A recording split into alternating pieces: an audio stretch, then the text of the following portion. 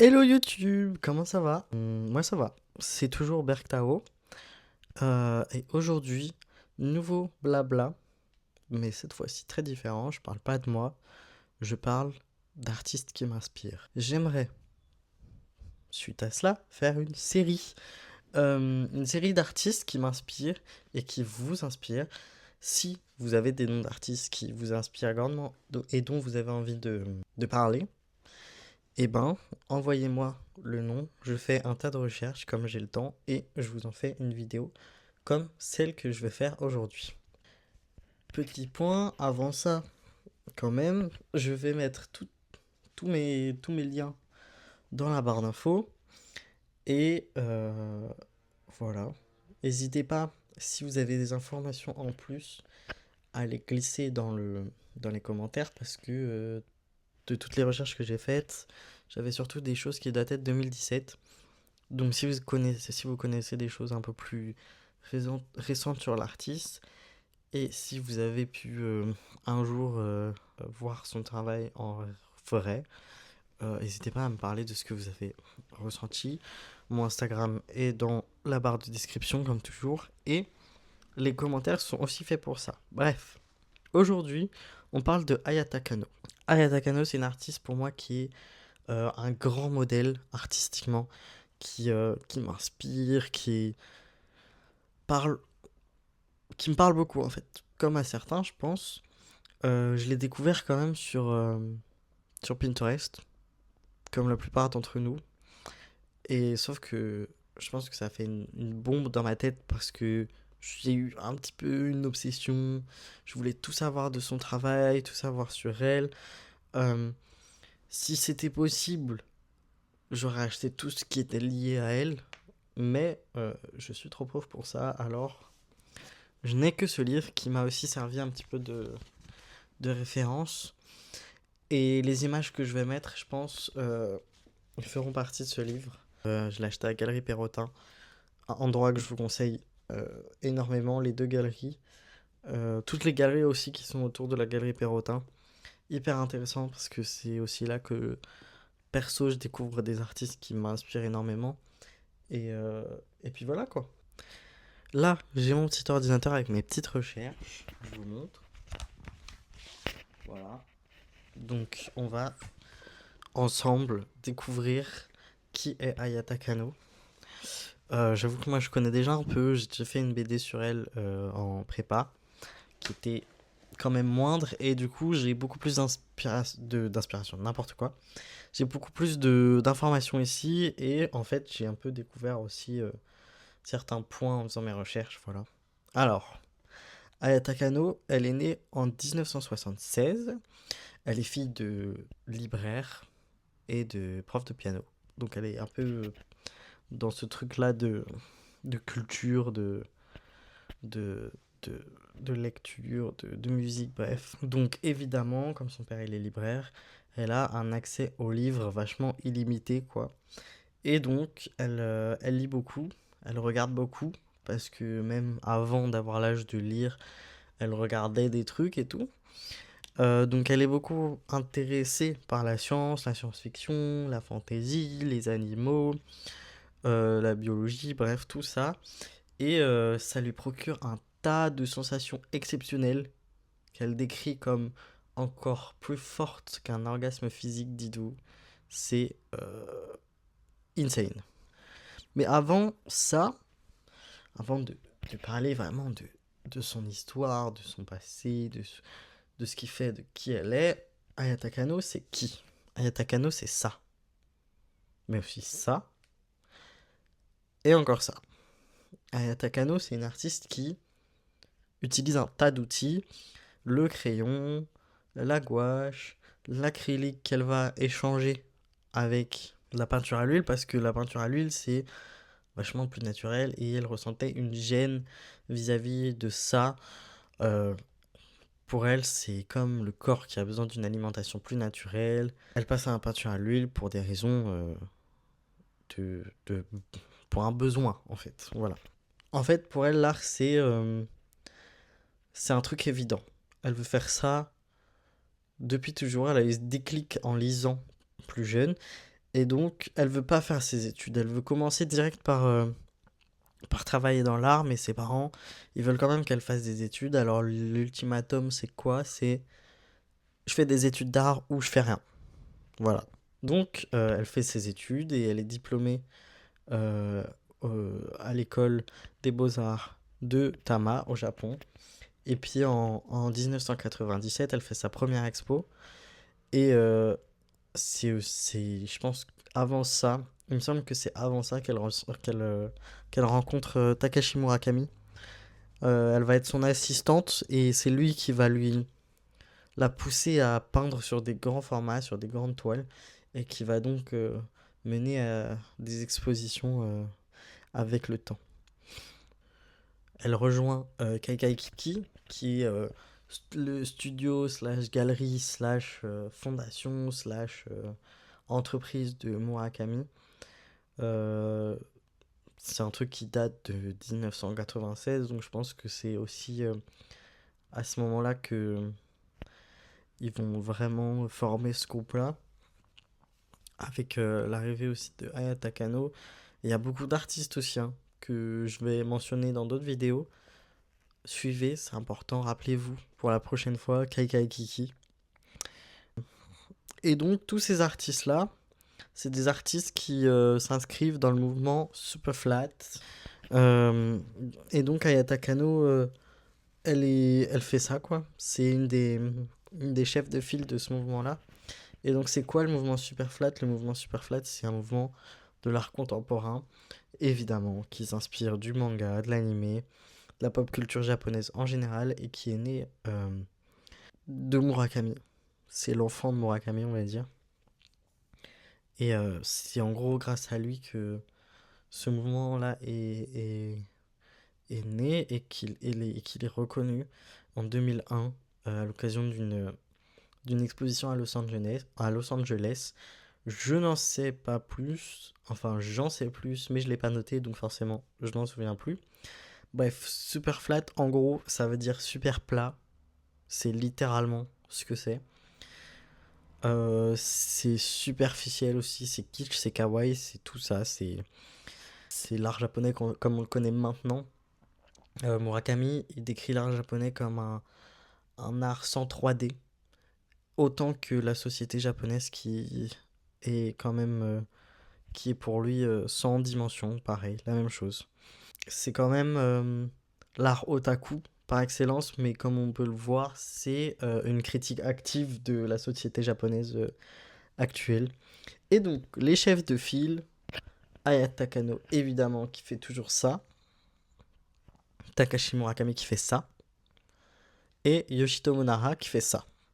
Yoshitomo Nara, je vous en reparlerai parce que, encore une fois, je suis fan. Voilà. Encore une fois, voilà, je suis fan, donc j'en reparlerai. Il m'inspire énormément. Et j'ai le seum de ne pas pouvoir voir d'exposition de sa part. J'ai évidemment une définition beaucoup plus claire et chargée. Donc, Superflat est un mouvement artistique fondé par Takashi Murakami, fortement influencé par l'anime et le manga. Le terme superflat fait référence aux formes aplaties présentes dans l'animation japonaise, l'art graphique, les beaux-arts et la culture pop, ainsi qu'à la superficialité perçue de la culture japonaise. Ce mouvement que Murakami a lui-même proclamé est considéré comme postmoderne et critique à la fois la profondeur et la superficialité de la société japonaise contemporaine. Superflat a eu une grande influence en comblant le fossé entre l'art élitiste et la culture populaire. Et c'est ce qui fait d'ailleurs que ça me parle énormément. Je faisais partie de ces gens qu'on considérait comme sous-cultivés parce que leur culture c'était quoi? Les mangas, les animés, voilà, des trucs de la pop culture. Et je pense que maintenant c'est plus le cas, mais il fut un temps c'était un peu mal vu quoi. C'était un truc de geek, de otaku dans la version négative européenne, dans le sens où on est des geeks de la culture japonaise et des bandeurs de la culture japonaise. Je dis pas que c'est pas le cas, hein. Je dis pas que c'est pas le cas.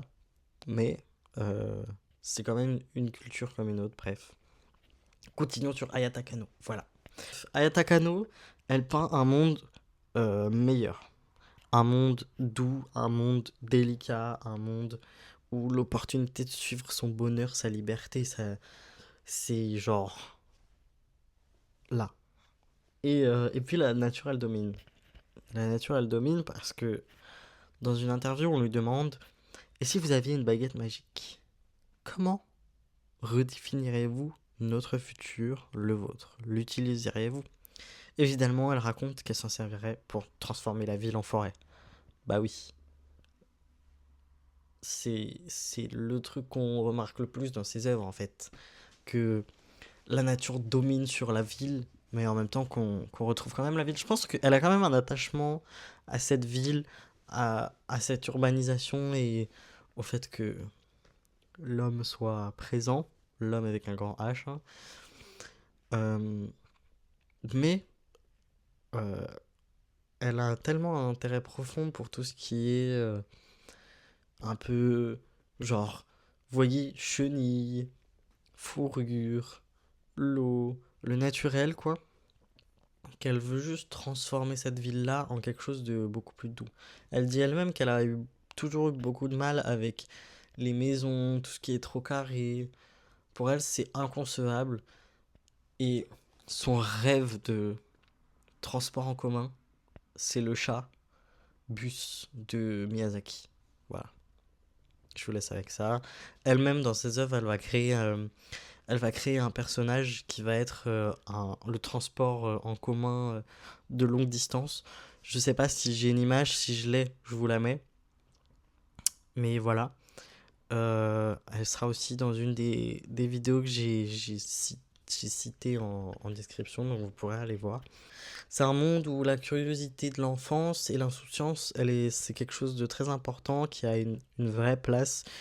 Et puis dans ces histoires, c'est vraiment l'individualité pardon, et le bonheur des jeunes filles qui domine et qui prime, quoi. Donc on peut voir un peu ça comme un message féministe. Parce qu'elle-même, elle dit qu'elle destine ce travail d'abord aux femmes. euh, parce que elle n'a pas la capacité elle a pas la capacité de dire ce que les hommes ressentent, mais elle voit aussi un monde féminin comme un monde meilleur dans un sens. Et quand même, elle, euh, elle espère que les hommes qui ont des énergies féminines puissent comprendre son travail si ils ont la capacité justement de comprendre le plaisir des femmes parce que le plaisir c'est aussi quelque chose de très important dans son travail parce qu'il y a une part d'érotisme qui est vachement libre et décomplexée, différente de ce qu'on connaît nous au quotidien. Pour elle, regarder les nuages c'est sexy. Et donc ce qui définit en fait l'univers de Hayata Kano, c'est vraiment un monde cosmique, utopique et libre, avec une touche d'érotisme. Et c'est aussi souvent que ces personnages sont nus et sont dans des positions plutôt obscènes, on va dire, parce que pour elle, c'est quelque chose de... C'est ce que lui procure en fait le l'espace et les sciences et les animaux, ça lui procure justement cet orgasme-là et elle a très envie de partager ça avec le monde. Voilà. Ayata Kano, c'est une artiste qui parle justement beaucoup à notre génération actuelle. Et c'est aussi pour ça que j'en parle, puisque on a en fait l'occasion, nous, de découvrir son travail parce que ça tourne beaucoup sur Internet, TikTok, Pinterest, Instagram, voilà. Elle-même a d'ailleurs un compte Instagram, je vous le mettrai en description. Elle s'inscrit dans une esthétique dreamcore en fait, si on prend les termes d'aujourd'hui. Une esthétique douce, féerique. Et même si elle est reconnue pour le fait qu'elle ait fait avancer l'art manga, le mouvement super flat, que son style et ses thèmes abordés sont hyper reconnus, pourquoi en fait elle est reconnue dans le monde plus populaire, on va dire, chez les jeunes, quoi.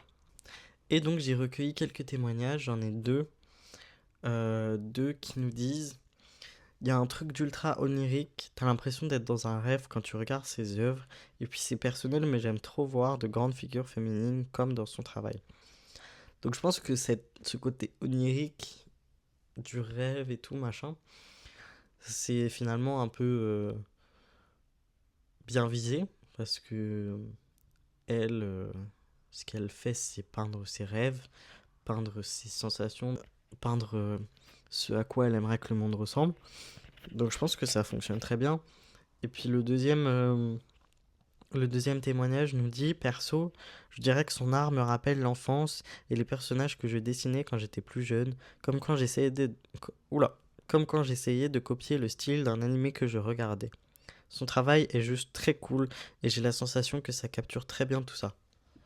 Toucher l'enfance, la jeunesse, je pense que la nostalgie fait partie de ça. Et puis voilà pourquoi en fait j'ai pris ces deux témoignages-là parce que je trouve aussi que ça englobe un peu ce que pense le commun d'elle en 2025 et aussi que c'est assez véridique sur son travail. Au final, Ayata Kano, elle est cute, elle est esthétique, elle est relatable et c'est ça qui plaît.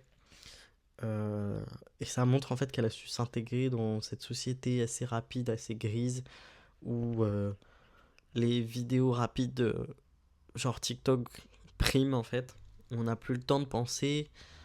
Elle a su s'intégrer là-dedans en nous laissant le temps de rêver justement devant ses œuvres.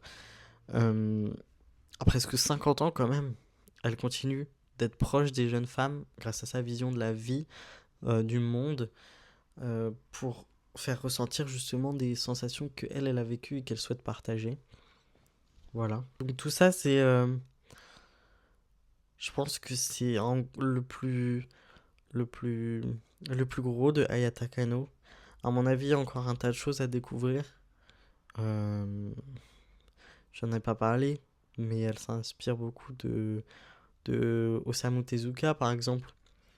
Euh, c'est, c'est le genre le dieu du manga au Japon, vous voyez. Et donc, il y a vraiment des trucs à apprendre d'elle. Il y a un tas de choses à apprendre d'elle et un tas de références à prendre. Moi, je pense que un petit conseil, je sais pas si vous le faites déjà, mais si vous le faites pas, intéressez-vous à ce que vos artistes aiment et vous allez comprendre un peu plus qui ils sont et peut-être que vous trouverez qui vous êtes aussi. Voilà. En tout cas, j'ai beaucoup apprécié faire ces recherches sur Ayata Kano et donc j'espère que vous apprécierez cette vidéo autant que moi. Euh, N'hésitez pas à me donner des noms d'artistes en commentaire si vous avez envie que j'en fasse une vidéo comme celle-ci. J'ai déjà des noms. Je peux vous en donner un. Je pense que ma prochaine vidéo de ce type tournera autour de Asumiko Nakamura, qui est une mangaka que j'aime de tout mon cœur. Voilà. Euh, et puis, voilà, que ce soit musique, peinture, sculpture, photo. Donnez-moi les noms que vous voulez, littérature, tout ça. J'en parlerai avec grand plaisir. Et évidemment, je vous mets tous les liens en description si vous voulez lire et regarder les vidéos que j'ai consultées. Évidemment, il y a la page Wikipédia, ce qui est hyper important, je trouve. On n'en parle pas assez, mais Wikipédia, c'est très très bien pour l'information. Et puis voilà. Merci d'avoir écouté. Ça m'a fait très plaisir de vous parler. C'était Tao, Berk Tao, et à bientôt sur la prochaine vidéo.